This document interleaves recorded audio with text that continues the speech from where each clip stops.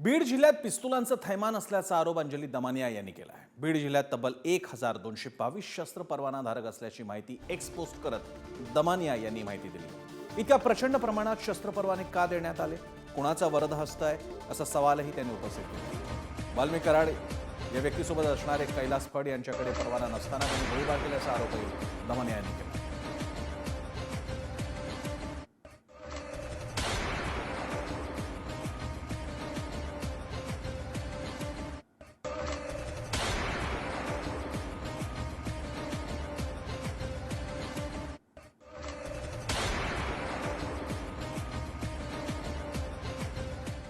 दरम्यान हवेत गोळीबार केल्याप्रकरणी कैलास फड विरोधात गुन्हा दाखल झालाय। परवानाधारक रिव्हॉल्व्हरमधून हवेत गोळीबार केल्याप्रकरणी जिल्हा पोलीस अधीक्षकांच्या आदेशानुसार परळी शहर पोलिसांनी कैलास फड विरोधात गुन्हा दाखल केलाय। दरम्यान परवानाधारक शस्त्रधारकांनी घालून दिलेल्या अटी आणि नियमांचा भंग करू नये, असं केल्यास कायदेशीर कारवाई केली जाईल असा इशारा पोलिसांनी दिला आहे।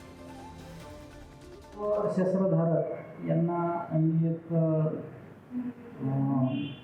आव्हान करू इच्छितो की कुणी जे माननीय जिल्हा दंडाधिकारी साहेब यांनी शस्त्र देताना किंवा परवाना देताना ज्या काय अटी आणि शर्ती घालून दिलेल्या आहेत त्याचा कुणी भंग करू नये। आपलं शस्त्र जे आहे ते इतरांना देऊ नये आणि कुठल्याही प्रकारे त्याच्या अटी शर्तीचा भंग होणार नाही याची सर्वांनी दक्षता घ्यावी।